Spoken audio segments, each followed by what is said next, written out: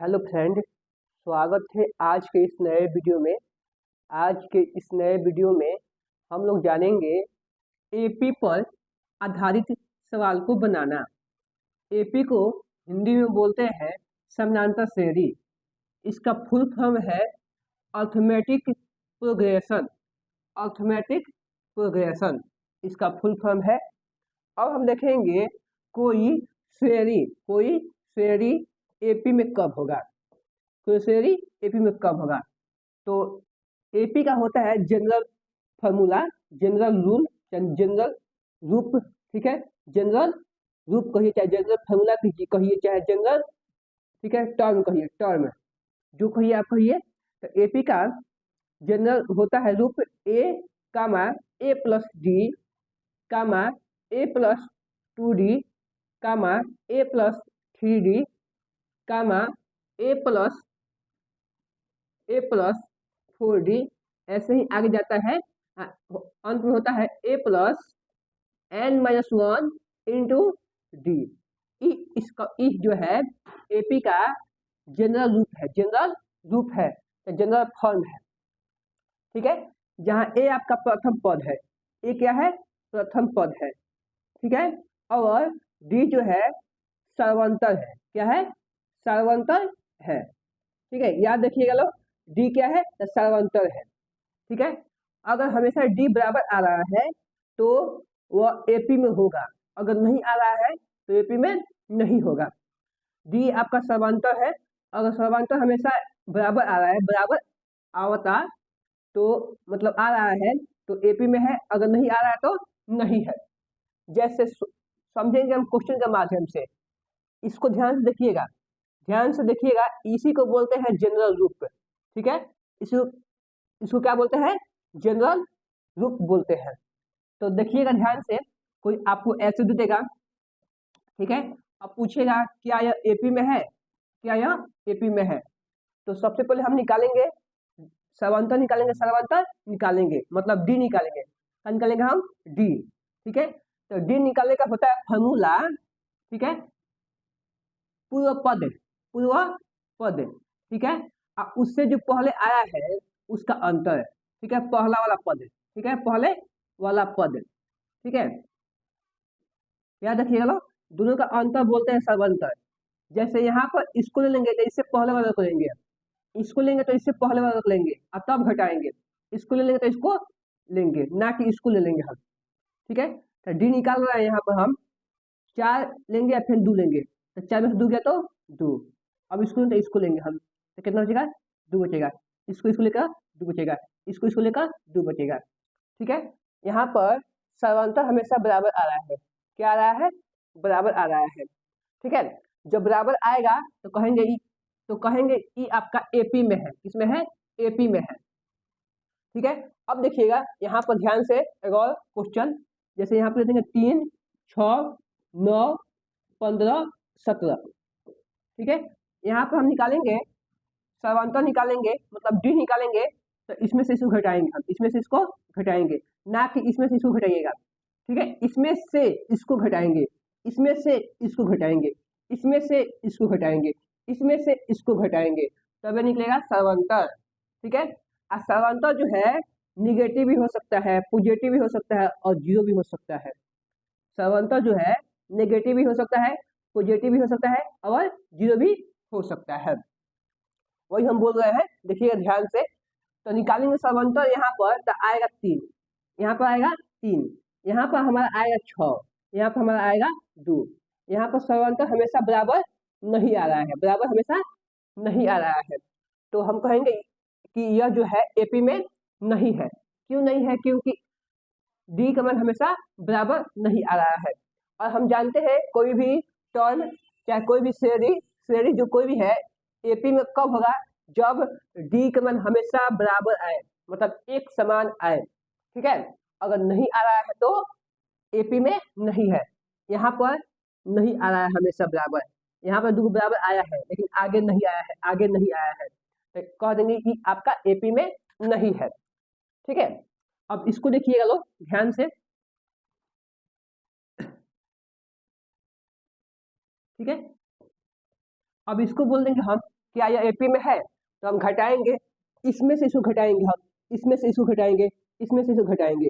तो 6 में से 9 नहीं जाएगा, तो 9 में 6 गया तो 3 और माइनस का 3 दे देंगे।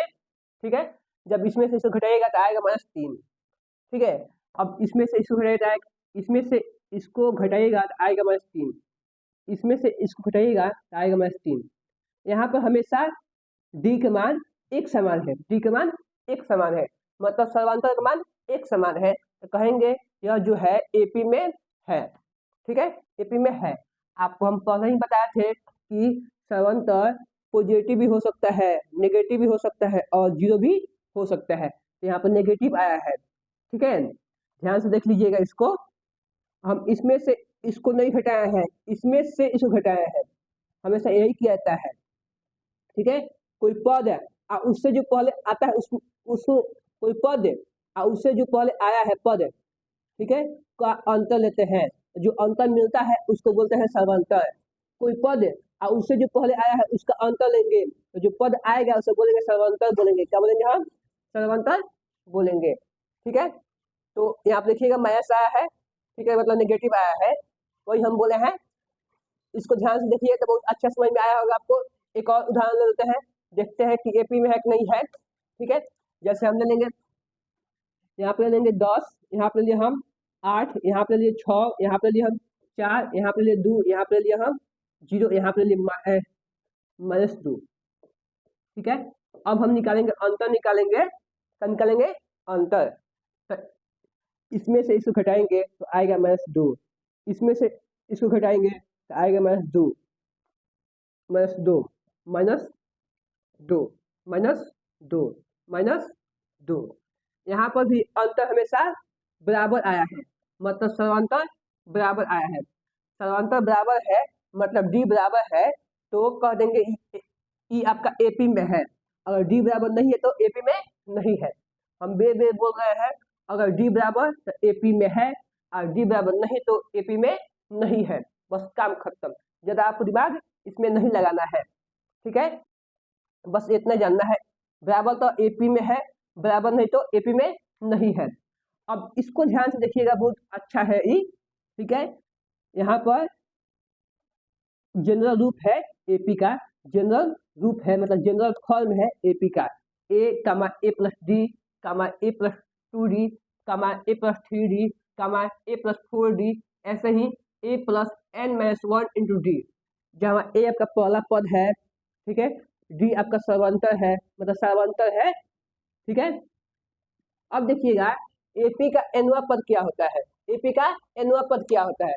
तो एपी के एनवा पद को एन से, ठीक है, चाहे टी से, चाहे एल से, ठीक है, दिखाते हैं।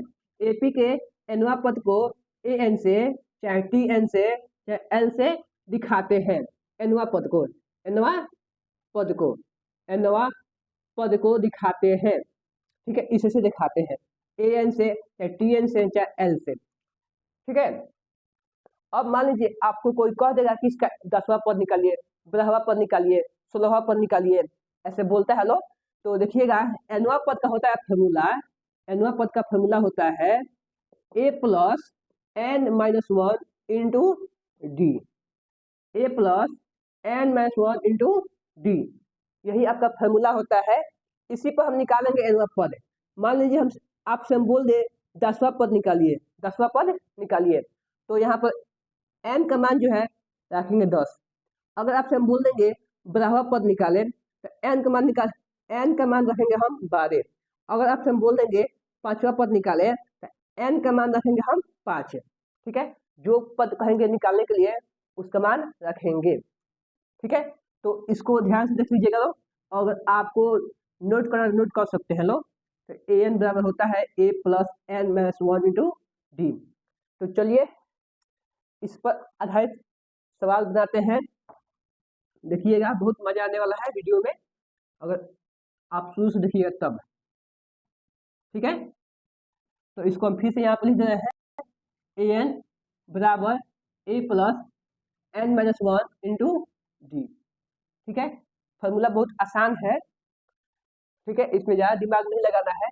जैसे हम बोल देंगे 2, 4, 6, 8, डैश डैश डैश, ठीक है, का 15वां पद निकाले, ठीक है, 15वां पद निकाले, चाहे बताएं, कुछ भी बोल सकते हैं, चाहे क्या होगा, ठीक है। हमसे यहाँ बोला है, यहाँ पे एपी दिया है, एपी दिया है और बोल रहा है 15वां पद निकाले, ठीक है, पद निकालने का बोल रहा है तो इसको लगाएंगे हम, तो कहेंगे हम ए एन बराबर होता है A plus N minus one into D, ठीक है, एन, ए का ए रहेगा, एन में हो जाएगा 15 बराबर में, देखिएगा ध्यान से, ए का मान, ए आपका पहला पद है, ठीक है, इसका पहला पद क्या है, 2 है, हो गया, प्लस ब्रैकेट एन आपका है 15वां, 15 पूछ रहा है तो एन का मान हो जाएगा 15 माइनस के माइनस 1 ब्रैकेट बंद।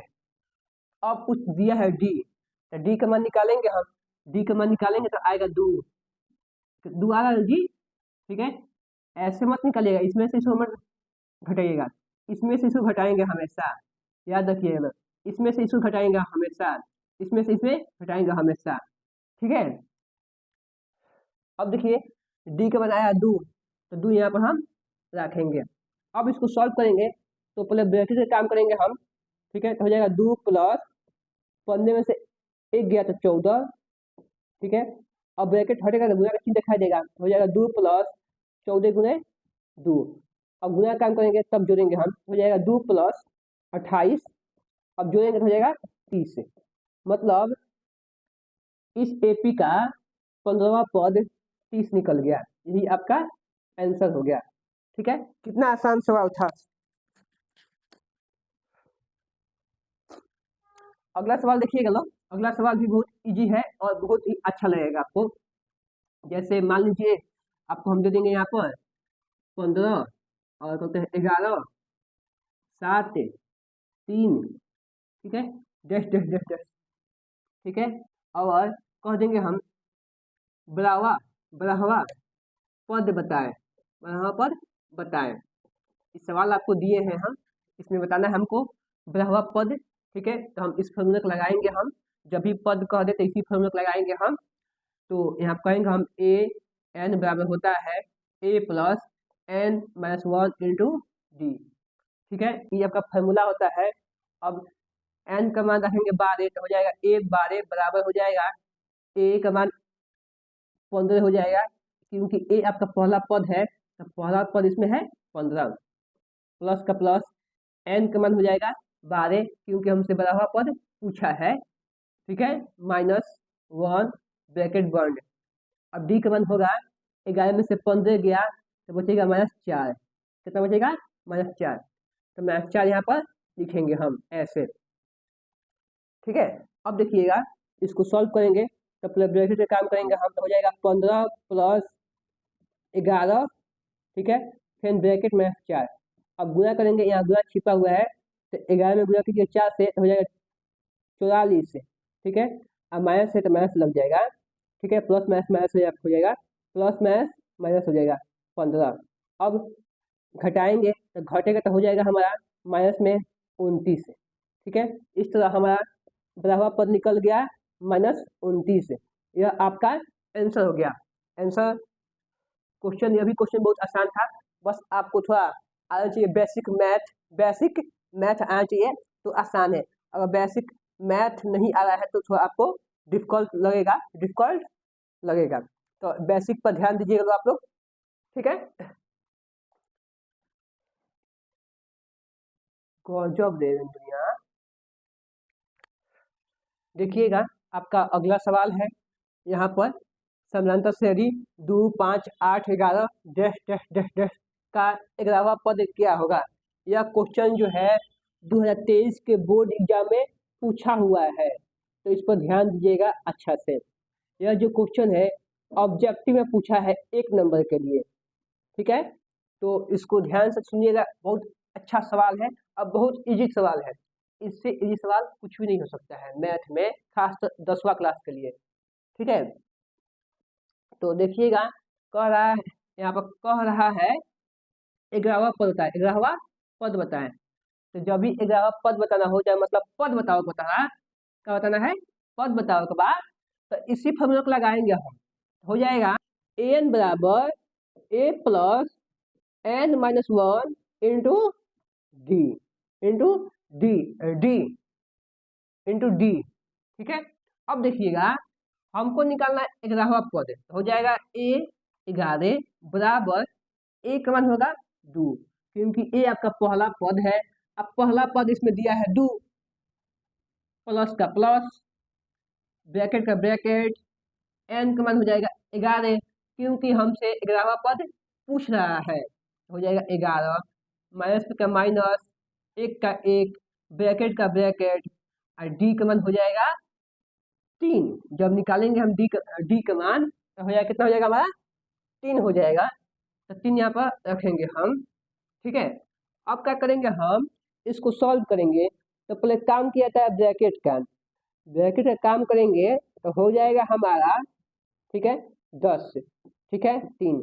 अब ब्रैकेट हटाएंगे तो गुणा का चिन्ह दिखाई देगा, तो हो जाएगा 2 प्लस 10 गुणे 3।